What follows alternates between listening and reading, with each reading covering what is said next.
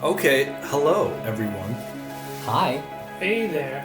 I don't know if anyone remembers me, but this is my YouTube channel. I don't make videos anymore. But, you know, I just may. I know how to say that. Here I have two guests with me. One you remember from our old podcast, Steven Zapata. Hi, I'm Steven Zapata, freelance illustrator and unmedicated psychotic. Okay, all right. And we got Joey Marziliano. Hi there, everybody. I'm Joe Marziliano. I am a part-time freelance sculptor and work on all kinds of stuff. You could catch me on all the socials and making all the things. He's on the socials. Right.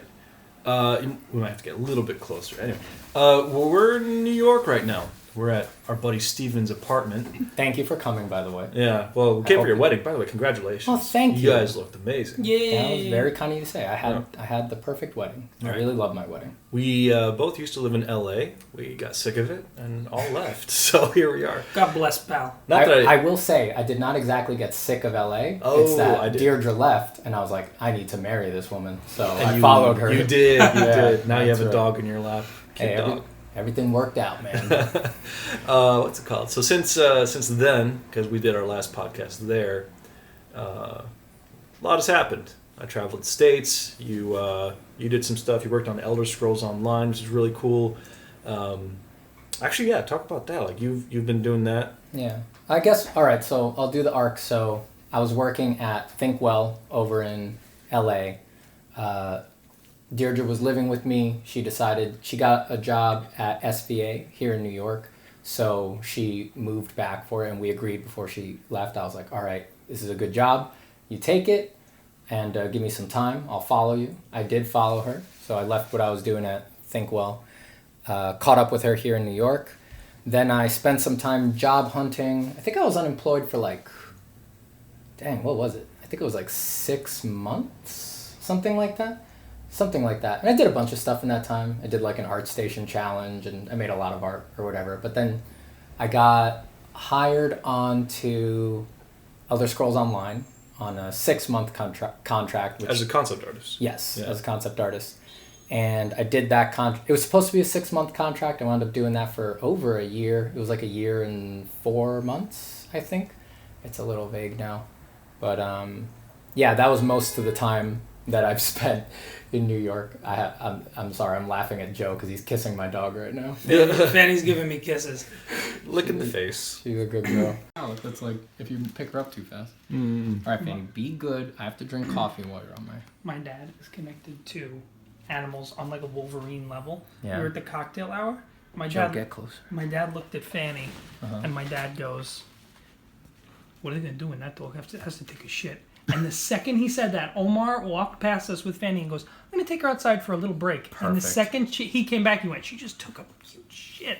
And I went, "Dad, you're like a savant. You're like an with animal animals." savant. Yeah. Your dad's a warg. That's Yes. what he is. Your dad's a warg. So yeah, I wrapped up on Elder Scrolls Online. I had a very good time. Got through a bunch of expansions in my time there.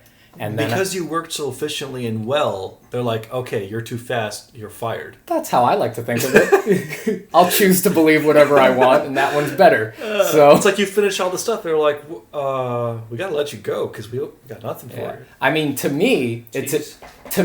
it's implicit that they liked the work because it all went in the game. So of course they thought it was Nice. satisfactory. you Wow. know? Yeah. And some of it isn't released yet, so you can't really Oh share yeah. that. Yeah. Right? There's some things I'm waiting on to come out later this year that like I'm just waiting for them to reveal it so I can. Is any of your concept art that you did for Elder Scrolls Online on your website now, or? Yes, the stuff that there's a few things that in the reveal trailers they like showed concepts, and that stuff is on my site because they literally use the art in the reveal trailers, so it's totally public. And I also have stuff on there for certain things that I designed that are like already in the store and stuff like that. Nice.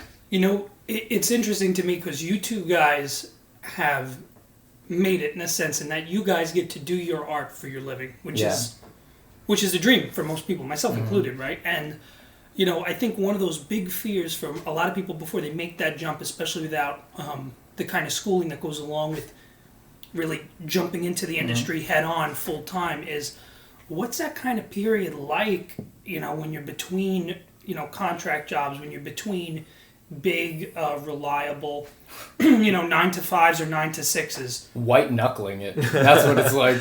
It's scary. It's scary for yeah. a lot of people. That thought of, I'm going to give up a reliable thing for something that's less reliable, but also at the same time, it's somebody's dream. It's. I would say save your money.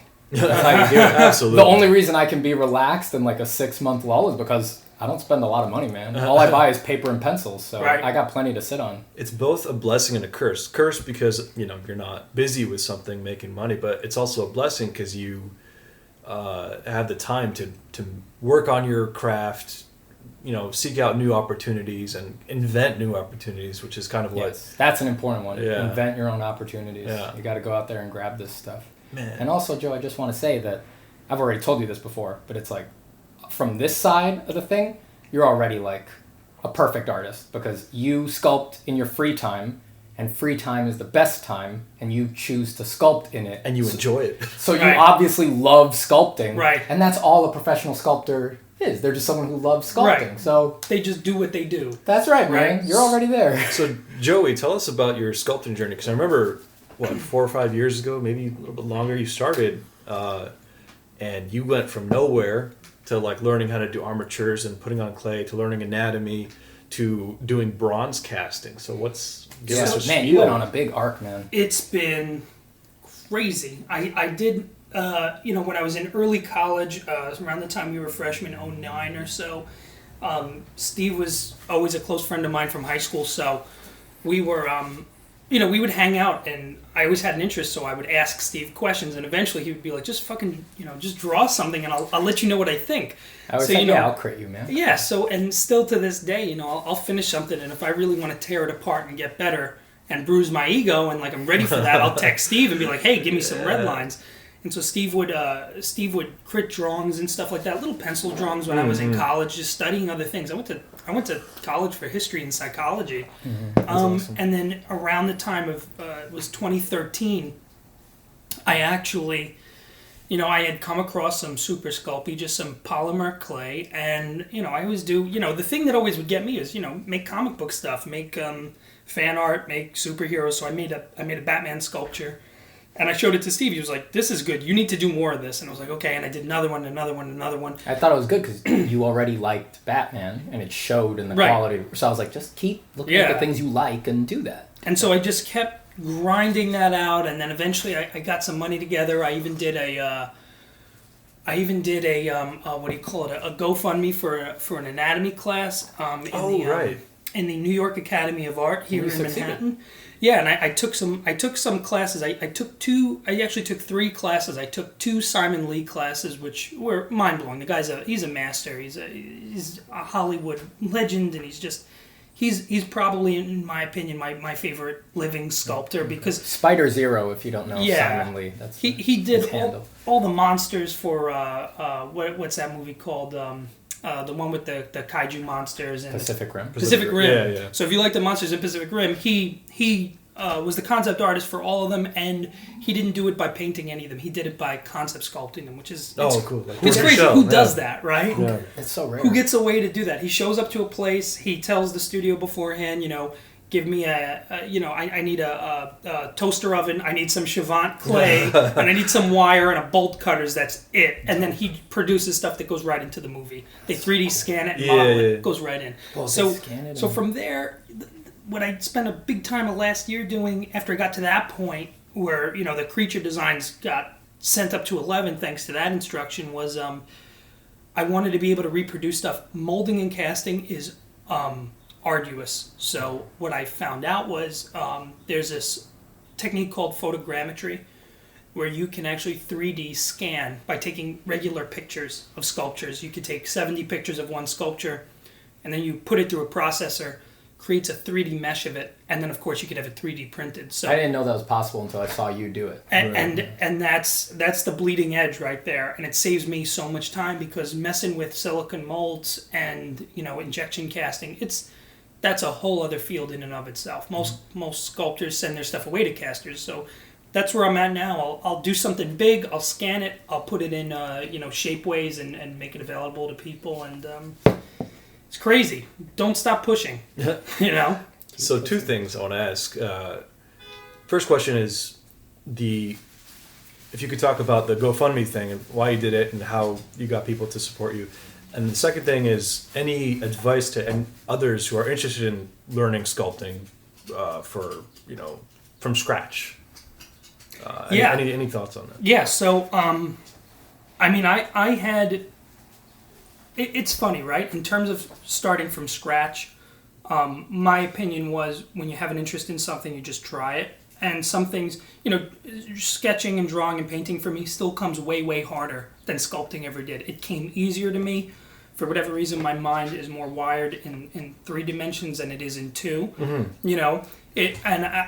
I've had playful conversations with either you guys where it's like, 2D is harder because you're setting an illusion. 3D is easier because you're making the thing you're imagining. Right. So there's very little illusion there. So you're setting out to make something. If you can imagine it 3 dimensions in your head, you just make it. If the volumes match, that's 80 to 85% of the work right there. Then in terms of the GoFundMe, I was streaming a lot on Beam and Twitch with Steve and my buddy Ryan. And we were making new friends, and when I put the notice out there to people, I also conveniently did it around my birthday, so that way I pulled birthday gifts as well. Nice, smart. So and you make your own opportunity. Yeah, and so I asked people that I considered to have made new friends and family and whatnot, and I took that money and I stretched it on Course Horse with just the best courses I could take, and of course at that point I'd already taken one Simon Lee class. And just the leveling up that happened with that one part-time class. For me, if I could do somewhere between 9 and 12 hours of sculpting a week in my free time, to me that's the best case scenario. If I get 12 hours in, which is like 3-4-hour sessions, that to me is like the best case scenario. I don't ever shoot for more than that. Usually most weeks, if I get 6 hours in, I'm like, this was a good productive week. That's optimistic, yeah. Yeah, and you did it in your free time. You handled everything in your life beforehand. Right, because you're working a full-time job. You got to... You're close with your family and your girlfriend. It's like you're squaring away everything first, and then art happens as the little flower at the end of the... Yeah, it's a hard thing. Because I do get a lot of questions from people who are like, well, I got to make money for rent, I got to pay the bills, etc. But I have this dream. I want to learn how to do art. Is it too late for me? Blah, blah, blah. Never. Right. Jeez, sorry, for me, my dog's throwing the ball around. Let's keep I'll that just leave in that there. It's fine. For me, the perfect day is, if I can see my girlfriend, be in touch with or see either my family or a friend, and then also sculpt in one day. That is the perfect day. That's awesome. Like today we're getting that. We're doing an art meetup. Yeah. My girlfriend is coming, and this to me is part of the craft. It's like we're pretending to be a studio. It's almost like this is how studios start. Almost, but almost kind of like does anybody have $100,000? I'm working on it. Don't worry, I'm working on it. I'm too introverted to work with people. Anyway, cool. We'll remember that when we don't offer you a job. Right. Okay. That's awesome. on his podcast right now, like it's not. I just denied him a job on his podcast. Oh man, yeah. Well, that's great to hear. Probably signs off. Never publishes this. Yeah, screw it. It's his option. It's his YouTube channel for sure. It's good to have friends in New York where you get just the honest, authentic, Yeah, that's what it is. That's what New Yorkers do. We tear people down, and then we buy them a beer after. That's what New Yorkers do. I didn't really mean that thing earlier. You could take a joke, right? That awful true thing I said. Forgive me. That's what New Yorkers do. The rest of the world is like too pure to come here. They're just like shocked. It's really bad when I travel. Yeah, you always know us when we're around. Oh, it's the worst. Right. It's very hard. When you're from here and you have a real conversation with another person from elsewhere, it's always like, what's this person's angle? It's like you're a carnival worker and you've gone to a new town and you're like, what's the scam here? I don't really get it. You're too nice. What are you buttering me up for? The exact same way. It's the worst. People are just nice elsewhere. So hard to get used to that. That really threw me off when I first moved to LA. All the time. It depends on where you are. Anyway, so cool. Elder Scrolls, sculpting. What's new with me? Not much. took a very long break, as everyone knows. Still doing the Patreon stuff every month or so, doing lessons. That's been pretty fun. But the most fun has been the challenges that we do on our Patreon Discord, where Coffee Matt, as well as Theo are running these cool figure drawing sessions and whatnot. All the stuff I see from those always looks cool. The stuff that you post. It's great because they run the whole thing, and I'm just watching it happen and raking in the cash. I'm a horrible person. Nice.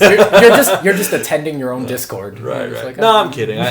There's the content I actually do get money for, and that's been good. But got other things planned. We talked about doing an art book that I plan to announce very soon. I think that was technically an announcement, but right.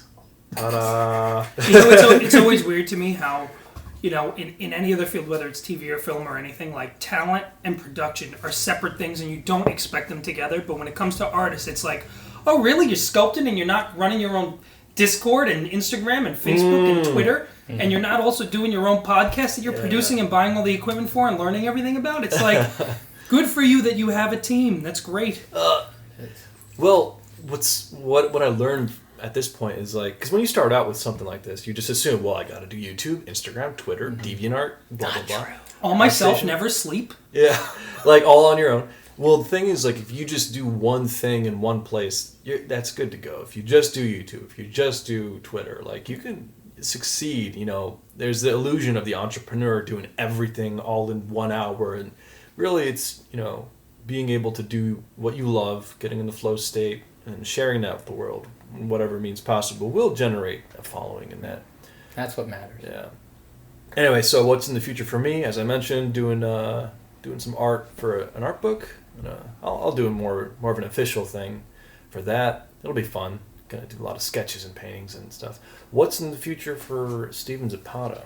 I haven't started. Darkly Born? Do we get to see any more of that? If anyone remembers Darkly Born. Well, you'll probably be at your mechanic and you'll see that what they're using to take the lug nuts off is Darkly Born branded, but then so are the mechanic's boots. And then the next time you're on an airplane, you'll be watching not a Darkly Born TV show, but certainly the headphones that you're using will be Darkly Born brand. You're a fool. Yeah, it's a cross-dimensional, trans-aggressive, like totally unfair, multicultural, all-inclusive, but also totally exclusionary brand, presence, person, place. Right. Is that what you're really working on? I'm very confused. No, sometimes I can't tell if you're serious. Yeah, it took me a while, but you went to school. Anyway. You should know I never lie. But anyway, so speaking on that, recently there was some kind of art convention at SVA. You want to talk about that? What is SVA? School of Visual Arts here in New York. First, I should seriously answer what you asked me before, which is to say that I haven't started yet, but I am, probably tomorrow I will start working for Peterson Games on a game project of theirs. I can't talk much more about it, NDAs and all that. But so what do you have to design? What do you have to draw? What's the style? I can't say too much, but I will say that the work I'm doing is the thing that What brushes are you going to use? Pencils, baby. That's the thing that I like doing best is black and white pencil sketches, and that's what I'm going to be doing for them. Yeah. So I'm very excited. What's an NDA? Non-disclosure agreement. So that's a piece of paper that you sign as an artist that then forces you to treat your mind like a locked room and makes you lie to everybody in your life. Ooh. So in other words, when you're working on a project under contract, you can't talk about it publicly or even really privately. No, you legally? can. No, legally, you're not even supposed to tell your wife, which is sure. But it's like sure, right. But definitely not on the record. And you have a wife now, by the way. I do. Thank you. Cool. Yeah, as of 3 days. I'm very happy about it. I really like having my wedding band on. That's a ring on your finger. Okay, back to SVA. Very proud of you. So before I had that job, right before I got that offer. My wedding was coming up, and I spent the past 2 years working in games, and there was a panel discussion at the School of Visual Arts here in New York for the video game industry in New York City. Did they have a video game program at that school? What do they have? Yeah. I'm sure they have some sort of game design program, yeah.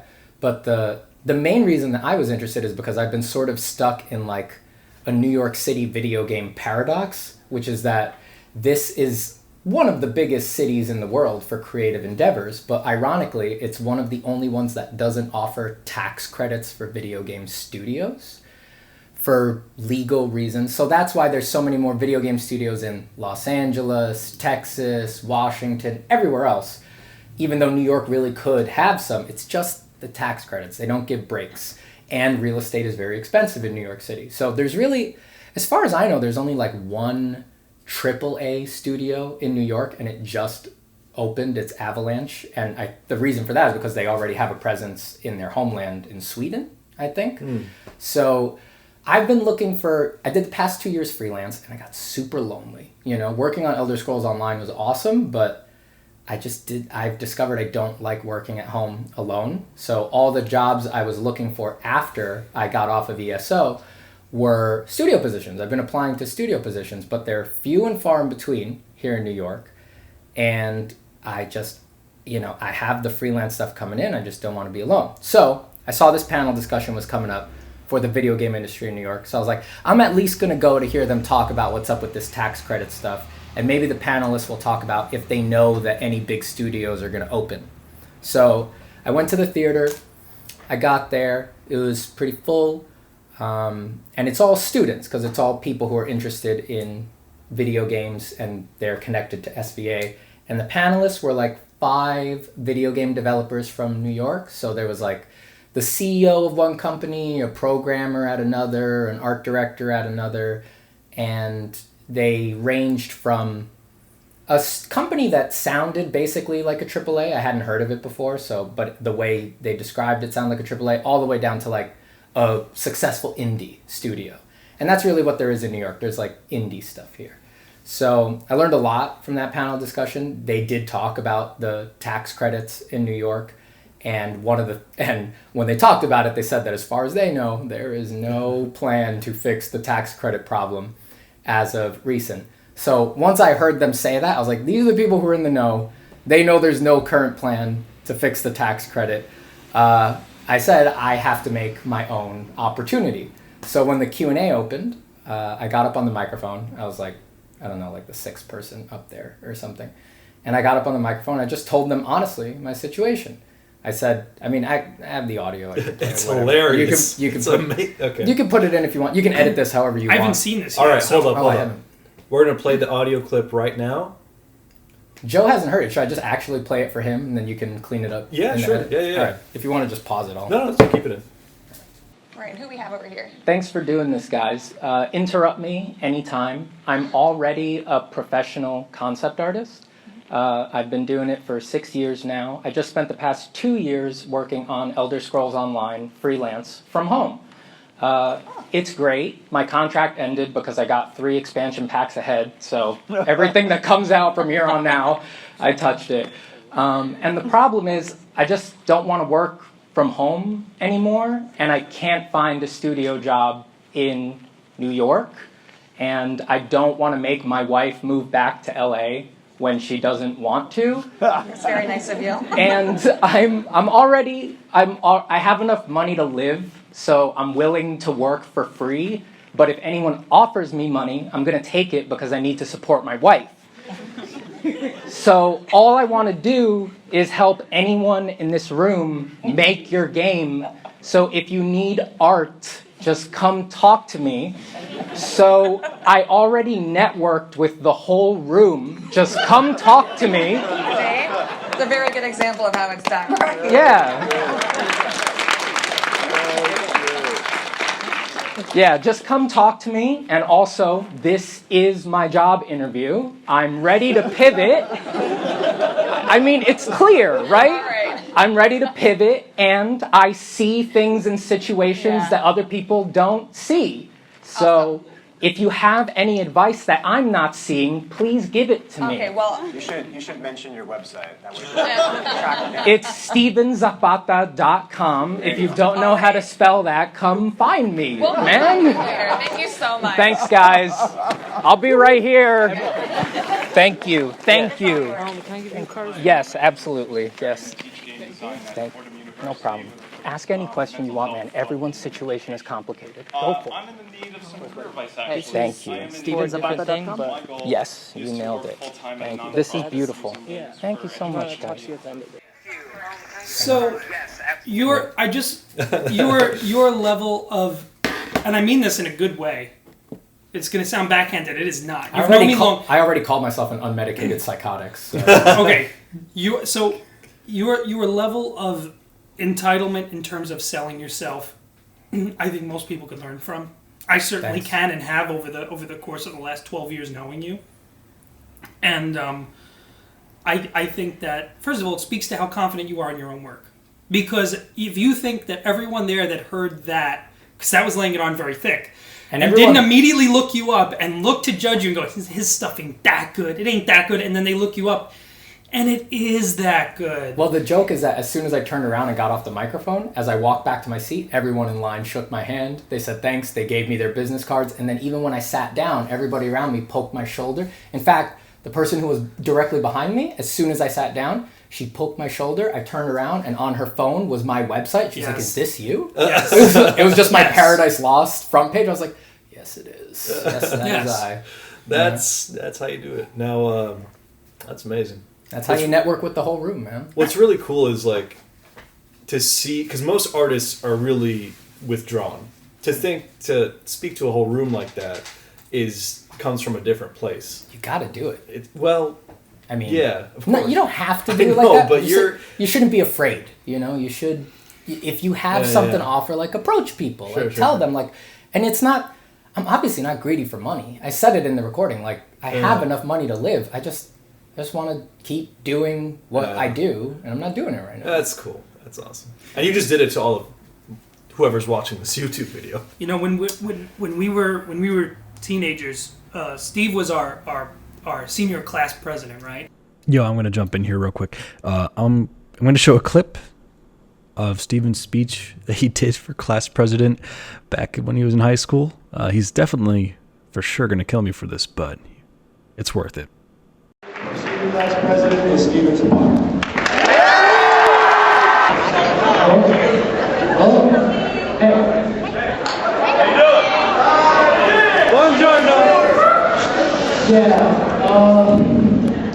All that hooting and hollering, that puts a lot of pressure on me. I mean, I know that I can seem a little bit imposing up here on this podium, a literal spike of authoritative power. Spewing forth little tidal waves of rhetoric and complicated words that you might think are here to confuse you, maybe blind you from the truth.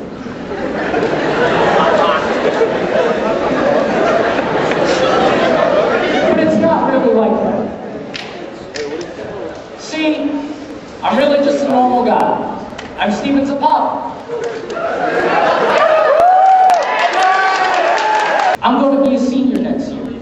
You're all going to be seniors next year. You guys are my year. You're going to be given the opportunity to choose the direction for the rest of your lives. Yeah!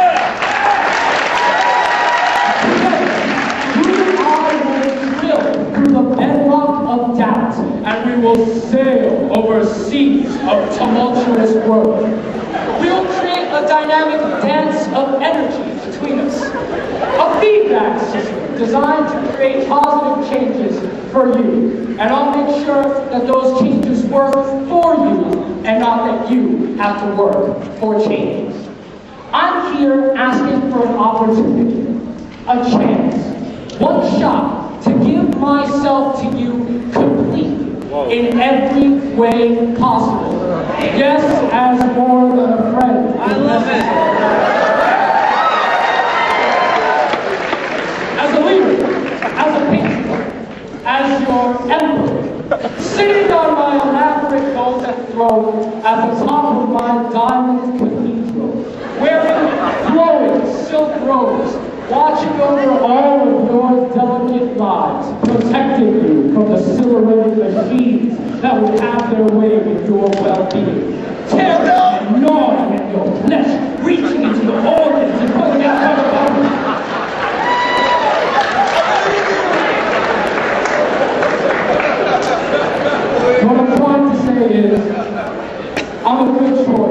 for your senior class president. If you want a friend, if you want a leader, and if you want someone who's going to be there for you every step of the way. Now, I'd like to open up the floor to any questions that you may have. Come on, anybody? Joanna, back there. Everybody quiet down. I don't know you, Joe. Speak up, Joe, speak up. Yes, sir. I would like you to explain to me and the rest of the future senior class why you have to be the epitome of excellence. Joe.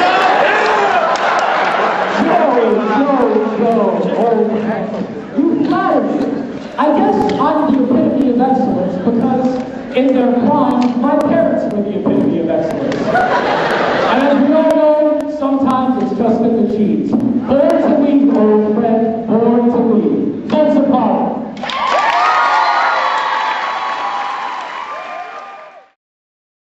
Steve was our senior class president, right? And like so, and leading the plays and junk. And for you, public speaking has never been an issue, at least from what I've noticed. I'm very lucky in that regard. You're good with that. Yeah. For me, being in the same place as an extra, I used to get massive stage fright, all the time. And I, as part of my 9 to 5, I actually have to do public speaking and testimony fairly regularly, about once or twice a month generally. That's true. The way in which I've grown out of that in my professional life outside of art is, when you're good at something and you know all the details that are about it, you can speak about anything comfortably. Right. I mean, it's the reason why, for example, like Schwarzenegger, right? Like, he started his public speaking journey talking to people about bodybuilding because it was something he knew so well. He knew, even not having confidence, you couldn't mess with him about it. And that confidence flowed from that. So you in that situation, you go in there and you'll never say this out loud, but I know you believe it. You see yourself as a modern master. Inside your own head, you'll never say it, but I know that you are, and I know that you know you are. So when you get up there and you say that, it's not a stretch for you to say, yeah, I'm a working professional concept artist, blah, blah, blah. Because in your head, you're like, I'm even better than that. And I know that about you. Look at my Instagram, man. It says it right there. I already made my masterpiece. For me to sit here on this podcast and say, well, I'm a part-time freelance, weekend warrior sculptor. That's fine, because when people go on my Instagram, they're going to see a bronze sculpture. So I don't care. There you go, know what I mean? So you can jump to that level when your confidence is one step beyond that level. Yeah, you just you So claim your life, man. You claim your life. It's a place that you got to work to get to, of course. Oh yeah, I mean, don't do that if you don't have don't do that in a realm where you don't have the chops, right? You need to have some chops, right? But then once because you're also funny. Maybe. We'll see what people think about that. But more on the public speaking thing, because remember back during Art Center, we weren't really friends. I didn't like you. There's nothing about you. We were secret friends and implicit enemies or explicit enemies. Oh my goodness! I'm just like that guy with, dude. Just shut up. Anyway. And this was while you guys were living together. I'm sure. I'm just kidding. We loved each other. No, it was like first, second term, and it was like what first term. If I still have the clip, I'll have to put it in here. You came out of nowhere because everyone's tired. It's the final week. We had to do our project presentation, and you did this performance where so good that the teacher asked you to do it again in front of the department chair. That was a new one. No one had ever done that to me before. Like you got a standing ovation, and my usual policy is no repeat performances.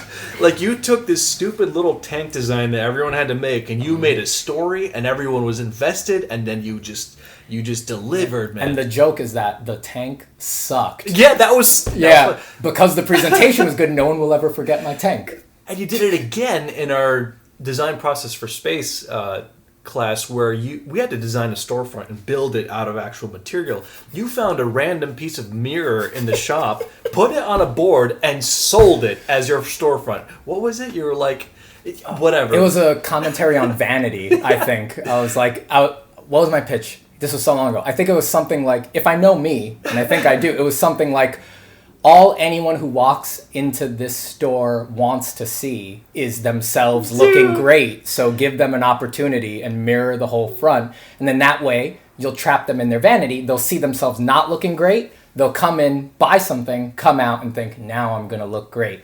Who lost? Company made money. The customer feels happy.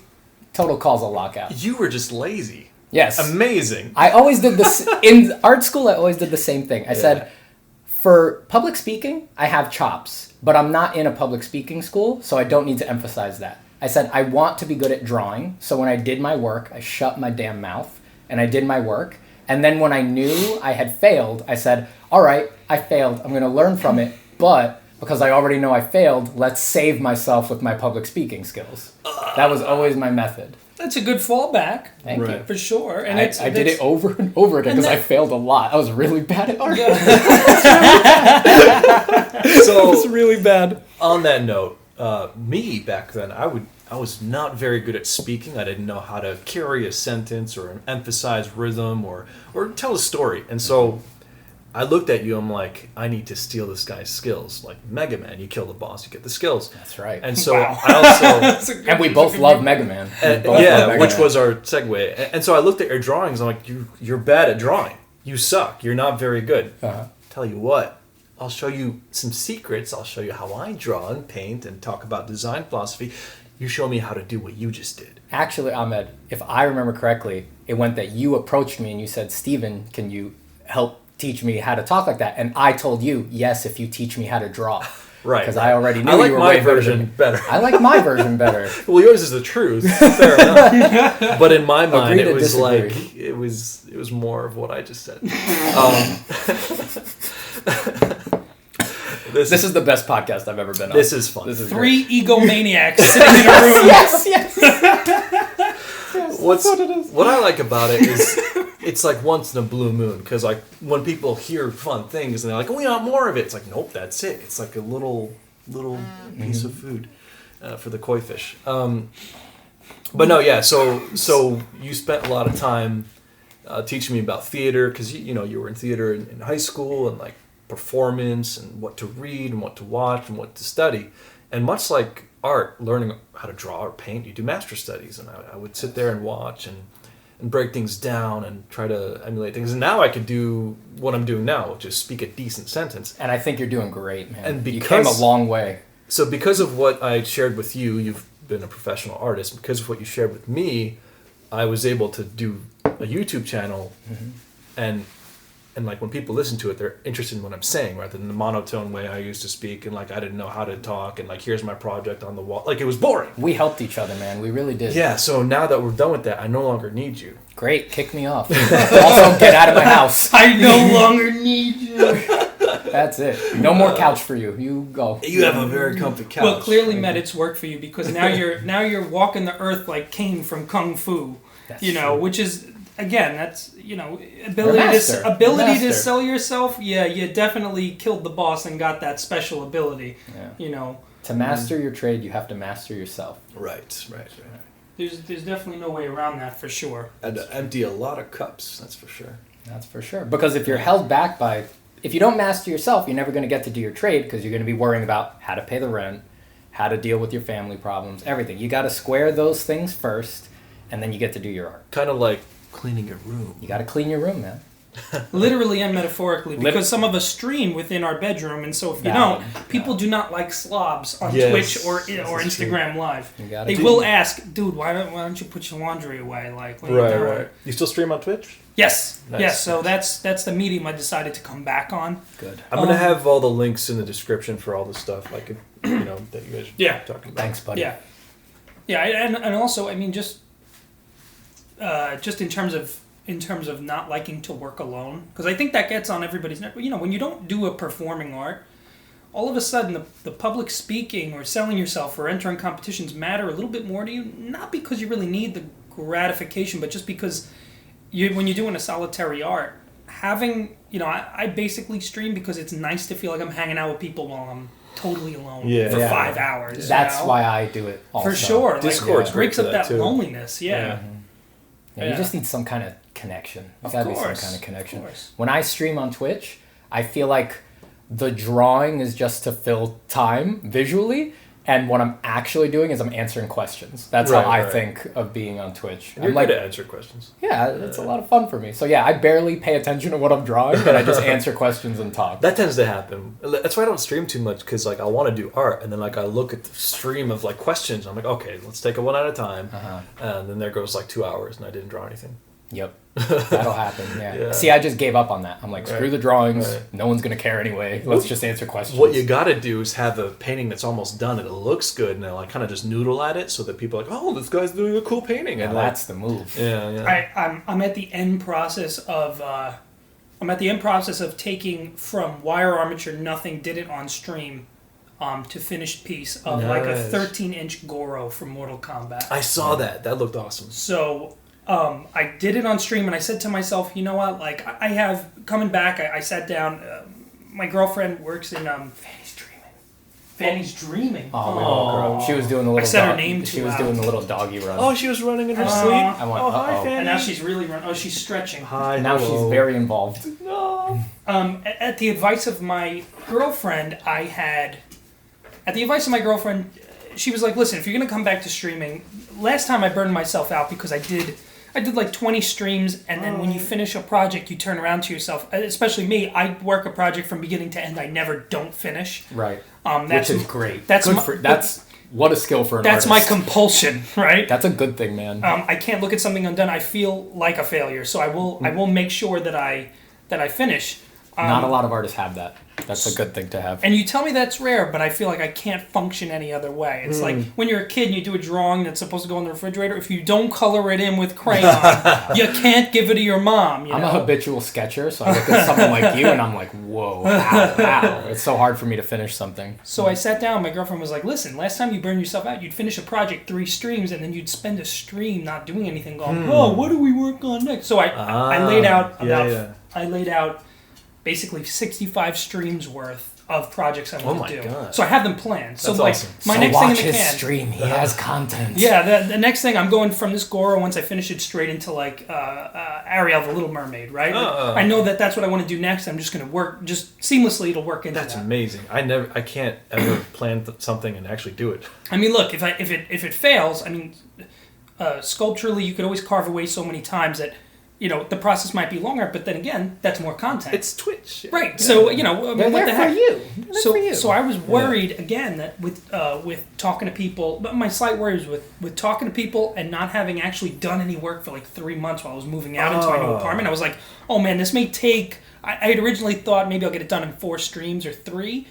And I was like, you know what, with getting back into the swing of things, getting the rust off, being in the new place, dealing with chat and Discord, I was like, you know what, it might take me 6. In the end, it was fine.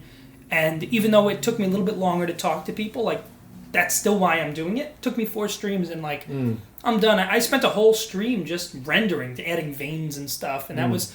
I mean, again, that was fun because if it takes me longer and I'm at that, for me, my favorite part where I'm no longer stressed and solving problems is that end part where you're just noodling the finishings, you're using that alcohol and the soft brushes. That's like the best part for me. You know, solving problems early on, it's like, oh crap, like I forgot the patella tendon. Let me go back in there. That's all I care about. It's like that's what fascinates me. And then once the patella tendon is in there in the right place, I'm like, I don't need to. This guy doesn't need a face. Let's throw this out. Well, in the same way that you wouldn't mind like partaking or watching or chatting with somebody who's doing something that you're interested in. They don't care whether it's finished or almost done. It's like you, right? So that's pretty cool. Yeah. I'm like Steven though. I don't like the finishing part. I like the loose, sketchy development journey. You just want to like solve the problem. That's like the initial problem. Or just get in the flow state and see what happens. Like that's enjoyable versus okay, now I have to polish. Right. Yeah. I don't know. Yeah, you're just hunting the flow. That makes sense. That's how exactly. It just so happens we flow at different stages in the process. Right. You guys always used to tell me when I was first getting into drawing, when I first met you, probably back in 2011 when I came over for Thanksgiving down in California. Good times. I remember you guys telling me it was the inside joke, and I never forgot it. Most people, when they want to learn how to draw, or in my case here now, sculpt, people are always interested in, dude, how do you do that smooth shading? Right? That's what everybody wants to know. I was like, crap, man, you did this face and that shading. It looks like there's no lines. And it's like, no, there's hundreds, maybe thousands of lines. That's what that shading is, right? How do you do the smooth shading? You make it look smooth. And you do whatever it takes. And then, and that's the thing, right? Like, that doesn't work until... And that was the secret. It was like, well, none of that matters or works, and don't even try to learn it until you know that structure. Yeah, until you know that bone structure, you know the flow of drapery and lighting. Just shut your face and keep sketching. But you guys are past that now, and everybody wants to see your finished paintings, and you guys give it so rarely that when I finally see something finished from either of you, it's just like, oh, so good. So good. The thing is, like, I get a lot of questions about things like what you're talking about. And speed and tools and whatnot. Sure. And the speed question is like, well, you know, how do I do this faster? Like, why am I taking forever on learning how to paint? And it's like, much like music, much like anything that requires care, you have to learn to do it slowly first, like bit by bit, before you can put it all together in a quick succession. Yeah. So, you know, learning to crosshatch, you can't just jump right in. Well, you could, but learning how to do a straight line very carefully and slowly so your muscle memory knows what it's doing, then you can repeat it like a printer and then change the angle, etc. Mm-hmm. And then, yeah, so. Yeah. I recall that one time, and you guys, when talking to either of you, you guys were always very good with giving me discipline. Stop, slow down, go back to a sharpened pencil, just go slowly, sketch lightly, practice your line weight, all that stuff. And I remember that there were times where, and every student does this, you cheat. You're not just cheating on yourself, you're cheating on the process, right? Right. And I would go and I'd grab a charcoal pencil and I'd go to town with as much as I could do. And then when you do that, you're working much quicker, you're working much smoother, you're getting a little bit of that smooth shading, you're smudging it with your thumb at the end to make, and then all it does is it highlights the anatomical and the principal things that you're lacking. Yeah. Same thing with sculpting, right? For years, I'm using Super Sculpey. And for any of you out there that know it, it's an oil-based clay that hardens when you bake it. But it's very hard to work. You have to pinch it pretty hard in order to even put one glob on at a time. Yeah. And at a certain point, someone turns around and says, hey man, there's oil-based clays, and when you heat them up, they're as smooth as mud. Mm-hmm. And then you quickly work, and you just realize again, there are a lot of weaknesses in my game. When you turn around and you let someone like, all right, well, I've been giving you discipline. Here's this tool to work fast. Here's watercolor paint. Go nuts. And then somebody quickly does something, and then they realize, oh, I don't know how long forearms are. You know, I have I'm not counting, 6.5 to 8 heads tall, so my legs are short. Everybody looks like a Mario character. Yeah. Not Super Mario, Super Mario. Super Mario. He says, it's me, Mario. I remember when we first got into this fight in LA, I was insistent. I was like, what are you talking about? It's Mario. But then you told me, he says, it's a me, Mario, and I just blanked out, and I was like, oh my God, you're right. And I knew I had been wrong my whole life. As a New York-based Italian-American with plumbers in my family, I can tell you my cousins are named Mario! Oh, you friggin' New Yorkers, man. I just want to, on the whole thing Joe was saying, I always think, people always get caught up in the surface of any process. Yes. And it's always the underlying things. I always think about art, anything in life. It's like, I'm just going to pick a random dumb example, but it's like a rose bush, right? You look at a rose bush, all anyone sees, truly, is the beautiful red rose. But the rose would not be there if there was not the base of the bush, the dirt holding it up, the twigs leading out to the flower, thorns and the leaves that are producing it, and then that whole bush as an entity, the roots, everything. The whole bush as an entity is what provides the beautiful flower at the very tip. But that's what everybody sees. They don't know how to make the whole bush. The frame. That's right. You need to frame everything in its context.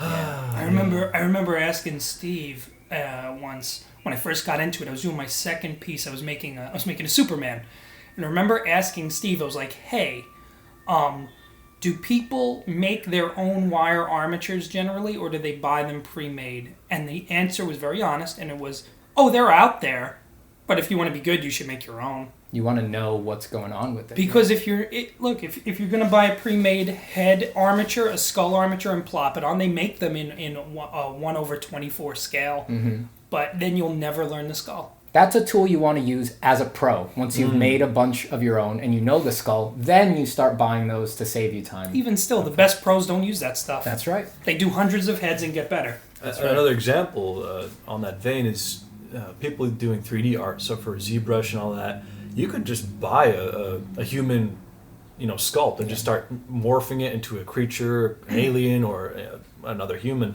The thing is, like, you could take that shortcut and do a great job, a great design. But to really have a good understanding is you got to yourself study all the things to be able to make a figure first on your own. Say, yeah, I could do it, but my thing is due next week. I got to finish this now. Shortcuts are great, but you should also be able to create your own if you don't have that shortcut. It's also, and it is also very practical, because whatever your shortcut is, when something goes wrong with it, if you don't know the principles, you won't know how to correct it. Right? It's like if you bought a 3D A-frame base, right, for a human figure, when you need to morph that, if you need to change its pose, it's great that you started with the pre-bought base. But if you had to make your own, you would have had to know the body much better, so then when you need to move the arm, you'll know how the muscles deform. It's like the reason that you need to know how to make your shortcut is so that when the shortcut has to change, you can control the change. It's very practical. It's going to pay dividends down the line. So let's shift to a kind of a different topic in a way. It's still related, but we've been giving a lot of thoughts and advices on people coming up. What are some things for yourself that you're working on that you find yourself lacking, as a concept artist and things like that? And I guess I'll just say what I feel about myself in that regard. For me, one of my biggest concerns now that I'm trying to focus on is actually doing art, and how to complete things, especially with like the daunting idea of doing an art book and all that stuff. I've found that what I need to work on is the discipline aspect, because for the longest time I've just rode the lightning and like just dependent on talent and putting things off to the last minute. And you have a lot of talent, so you did very well with that. It's such a curse. And so now what I got to learn is to sit down and do the work. And I found a spectacular solution that had me being super productive, and it's when I looked at my daily schedule of what I was doing. Not really a schedule, I was just looking at what I was doing, and I found that I was distracting myself with a lot of things, whether it's YouTube, Discord, it's still good stuff because it's relevant, but I wasn't getting anything done. So I unplugged my router and my modem, and that day and the consecutive days after that, I got so much done. I finished my work. I finished my Patreon content ahead of time, and I cleaned up my area and I did my dishes, and like I looked around, I'm like, wow, it was like seeing the world for the first time. So that's something I want to do more. The sucky thing is, we need the internet. You sure do. But I think it's better to use the internet as a tool than as something that's always there. Exactly. And so that's something I want to train as a skill. Also, just finishing art, finishing paintings, finishing ideas, rather than starting a whole bunch of things that have potential and not actually following through. So my big thing is similar, which is like doing the art. I have, unfortunately for me, when I imagine like doing my own art, my ambitions are pretty high. So, all right, I'll explain it like this. Right now, a lot of my Instagram is me doing my Paradise Lost project. Yeah. And that's my personal project that's out there right now. But I started Paradise Lost as practice for my personal project. So my Paradise Lost project on Instagram is me reading and illustrating a book that, don't worry about that. Me reading and illustrating a book that already exists, right? And I chose to do that because my real ambition was to write my own story, illustrate it, and narrate it. So I said, I'm going to practice with a story I already know is great, while in my nighttime, like in my off time, I'm going to, it's basically a master copy. I did Paradise Lost as a master copy. Nice. And then at night, I'm trying to do the same thing, except I'm writing the story. So that's what I'm really struggling with right now, because I've never like I've written little things, I write speeches, I write presentations, I write all sorts of stuff, but I've never like dove in and wrote a big project that is all me. So that's what I'm struggling with now. So like, it's like notepad open, writing it. Now I'm basically a writer now, I feel like more. Like my real struggle is learning how to be a writer, which I've never been before. And then, so I'm trying to just do all the writing, which is hard because when I'm doing the writing, I'm just thinking about how I want to draw it. And then I want to go do the drawing. And I have to be like, don't draw it, write it first. You have to write it first. Because you got to fabricate a timeline, the world building, the history of the place, Because if I do a drawing now, I'm just, as I get to the end of the writing, I'm just going to realize I want to change stuff, and then the drawing's going to be useless. So I'm just like trying to buckle down, get through the whole writing of the thing, and then I'll go back, illustrate it, and then I will narrate it, and then my project will be present, and it'll be there. So that's awesome. That's my big struggle right now. That's what I'm doing, like, not even in public. That's like, I'm in the middle of that right now. So, I want to just say it's very interesting to me, Med, to hear you talk about how for you, in one way, one of your biggest strengths in terms of reaching out and engaging with people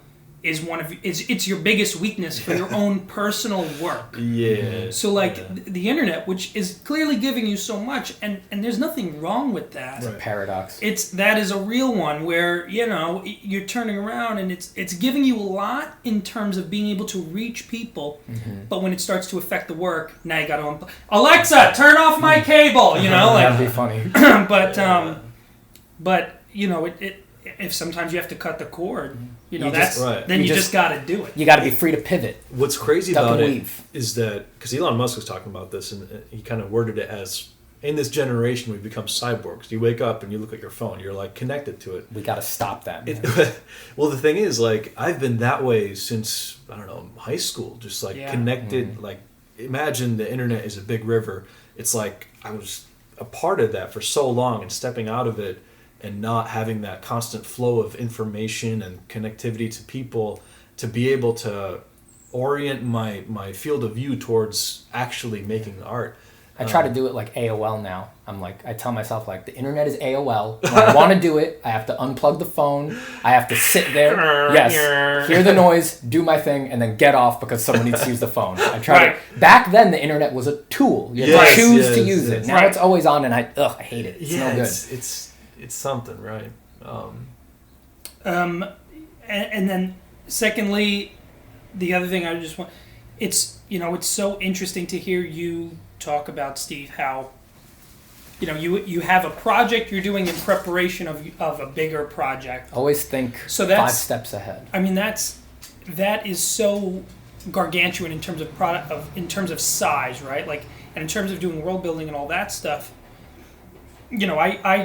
I wrote and sculpted all the characters in a D&D module. I did the other thing that I did in terms of learning at a 3D scan last year was I turned around and I was like, hey, I'm going to write a story. I'm going to design all the characters, and I want to put it out there. And I did that. It's all online and everything. But, the harder part for me was, instead of taking, a piece of fan art, you're doing a video game character that already exists. Maybe you're giving it a new spin or thinking about mechanically how someone might move with 4 arms. Instead of doing that, you're turning around, you're saying, like, okay, what character fits here? How can I push that character in terms of physiological areas to meet what I need that character to do and what I want that character to want?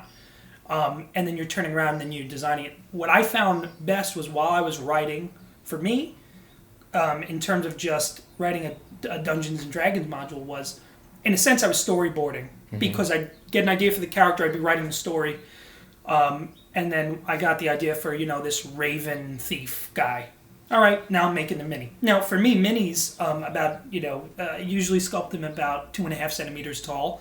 For those for me are, they're a sketch in terms of me. Instead of doing a 13-inch, piece, I'm doing something that's 2.5 centimeters tall. So I could finish it, render it, everything, and bake it so that way it's set. It'll take me a day and a half, maybe. If I'm working on it, I could be out in a coffee shop working on it. You know what I mean? That's something that I could take everywhere. It doesn't require me to have, a toaster oven and a ton of oil-based clay.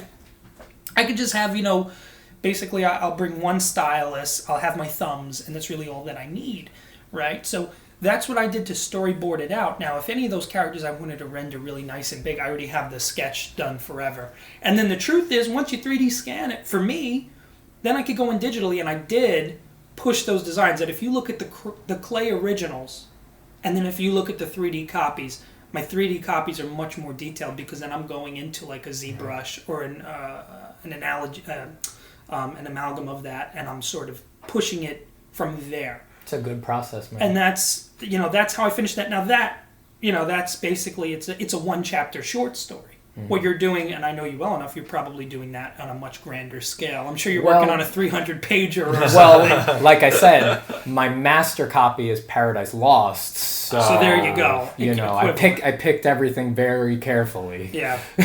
On that note, because I thought about doing my own stories and stuff, right? Mm-hmm.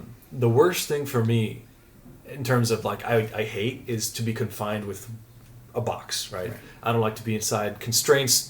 Well, I mean, constraints are good for like certain projects, but I don't like the idea of this is the story you're going to do, this is it, this is your thing. Mm-hmm. What I like the idea more of, especially after watching Love, Death, and Robots, is anthologies. Right. Like I would love to just like do a collection of little snippets of story ideas rather than do that, man. Right. And it's all your stories anyway. Right. So that's kind of like what's floating and what I want to do. I think that's a great idea because that's what you've always been good at. Right. A totally new idea from scratch in like half an hour. That's what you've always been good at. You don't need to change that. That's already awesome. Everybody loves it. No, people want full finished stories that are 2 hours long. That's only what they think. What they've been rewarding you for is everything that you do fast. Not that I serve that audience anymore. Not at all. Clearly. I'm free. If that's what hits with you and you want a more unified story, what you could always do is you could write a poem, a thematic poem with a character in it or something, and then you could do one painting off that, and then you're done, new project. Right. Constraint wise, look, if they all fall within a certain theme, then you could put that out as a book. Right? Exactly. It could be 28 pages, 28 paintings, 28 poems, done. Right. Boom, published. Give this man $2 million. Make it happen. No, knowing Ahmed, they'll give him more than that. People love his stuff, man. Like 5 people do. But like, no, it'd be cool to just, make stories, option them to big companies, have enough to just survive for the rest of my life and never work for anyone ever again. And if you want to option them to big companies, all you need is the world's best pitch, man.